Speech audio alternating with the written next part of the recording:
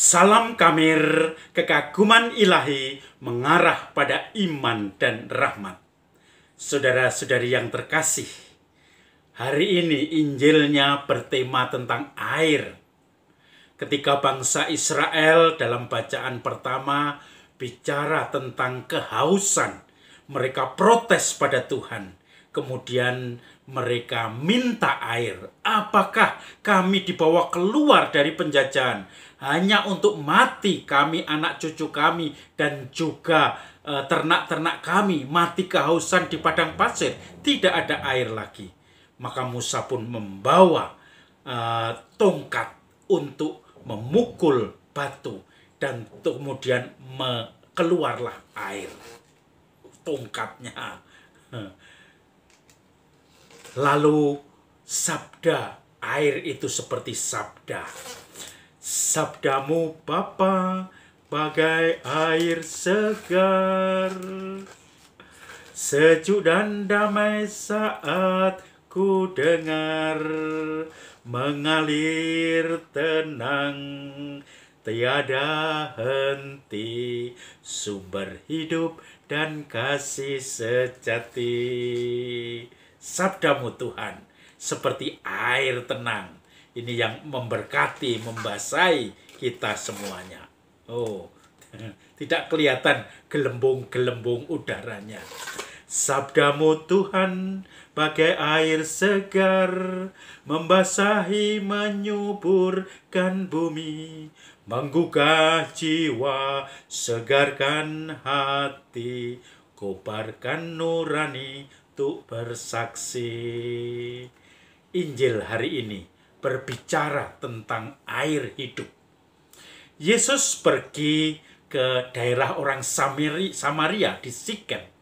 Lalu Yesus menuju ke sumur Yakub, tetapi tidak punya timba. Biasanya timba itu dibawa pulang masing-masing keluarga. Maka kemudian para murid mencari roti di kota. Lalu tiba-tiba muncul seorang wanita. Wanita itu membawa timba. Dan Yesus mengatakan, berilah aku minum. Tapi wanita itu bertanya, bagaimana mungkin engkau orang Yahudi minta minum dari orang Samaria? Karena orang Yahudi dan Samaria itu saling tidak cocok, saling konflik.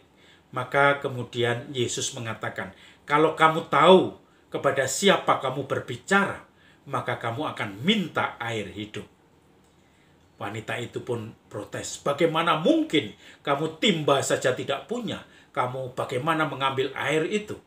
Ini adalah air sumur yang diwariskan oleh Bapak Yakub, yang kemudian diwariskan kepada Yusuf anaknya dan kepada kami keturunannya. Maka kemudian Yesus mengatakan, apakah ibu bersuami? Tidak. Langsung Yesus membaca pribadi wanita itu. Ya benar, sekarang tidak bersuami, sebab ibu hanya hidup dengan laki-laki 5 dan kemudian semua tidak menikah. Lalu dia kaget, dan kemudian wanita itu akhirnya percaya. Kalau kamu minta air hidup dari aku, maka kamu tidak akan haus lagi. Kalau begitu beli saya air itu supaya saya tidak usah kembali ke sini lagi. Lalu Yesus mengatakan, akulah air hidup. Siapa yang berbicara kepadamu, dialah itu yang menjadi air hidup.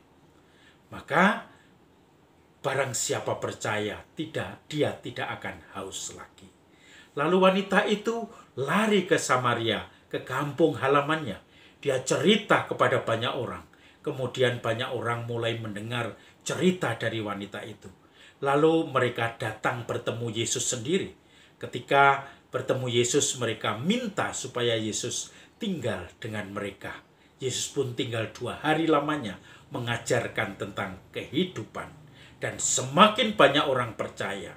Dan orang-orang itu mengatakan kepada perempuan itu, kami percaya bukan karena warta beritamu lagi, tapi karena yang telah dikatakannya. Kami telah berjumpa sendiri.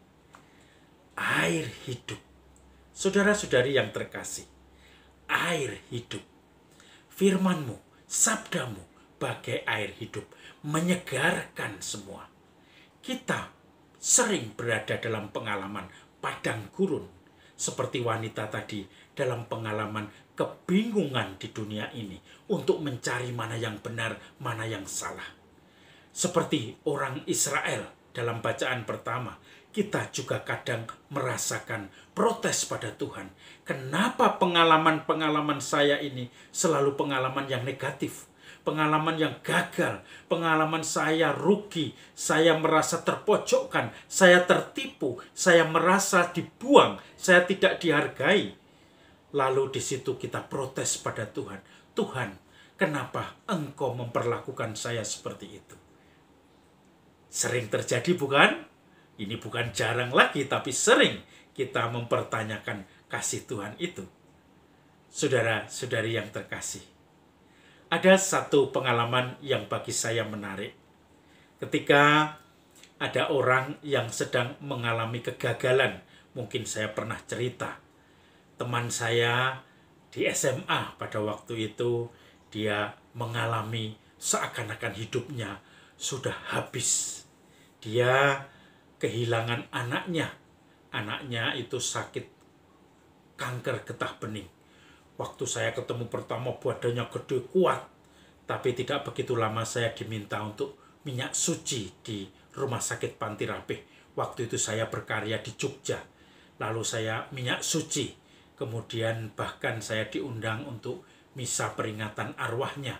Tetapi yang jelas adalah saya merasa bahwa teman saya ini tadi terlalu beban hidupnya banyak. Belum lama salah satu orang tuanya juga dipanggil Tuhan. Dan kemudian dia juga tentu saja berobat di Rumah Sakit Panti Rapih, berhutang karena tidak bisa membayar rumah sakit untuk anak dan orang tuanya tadi. Dan ternyata dua-duanya meninggal. Kalaupun dibayar seakan-akan tidak ada gunanya juga. Uang dari mana? Dia sendiri baru saja mendapatkan pengalaman pahit, perampingan dari pekerjaannya. Dia bekerja kalau tidak keliru di bank, di cukup besar banknya di Jakarta. Kemudian saudara-saudari yang terkasih, dia akhirnya merasakan putus asa. Seperti orang Israel tadi, dia merasakan menghadapi kehausan yang tidak terelakkan. Lalu kemudian dia tiba-tiba punya pengalaman mistik, pengalaman rohani. Pengalaman itu adalah ketika dia merasa ditertawakan oleh seekor cecak di atap rumahnya.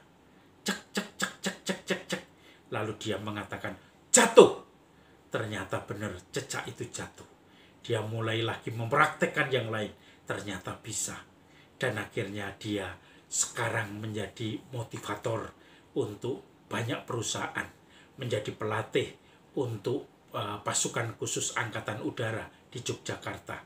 Dia juga mempunyai banyak sekali sekarang pekerjaan, diundang ke sana kemari karena dia mempunyai semacam kekuatan, dan disitulah akhirnya yang mengubah jalan hidupnya menjadi semangat lagi. Karena dia akhirnya juga pelayanan di gereja-gereja di seluruh Indonesia untuk membuat suatu karya Tuhan yang mustahil, tetapi itu terjadi di mata Tuhan. Karena semuanya adalah, jangan takut, aku telah menebus engkau. Apabila engkau berjalan melalui air, engkau tidak akan dihanyutkan. Apabila engkau berjalan melalui api, engkau tidak akan dihanguskan. Tuhan mengangkat kita semua, memberi jaminan pada kita. Apakah kita percaya akan jaminan itu? Atau kita hanya protes saja, mengeluh saja, bersungut-sungut saja? Semoga kita beriman, berpengharapan, bergembira dalam hidup kita. Walaupun kesulitan tidak pernah berhenti kita hadapi sebagai tantangan yang harus ditaklukkan. Salam Kamir, kekaguman ilahi mengarah pada iman dan rahmat. Oh.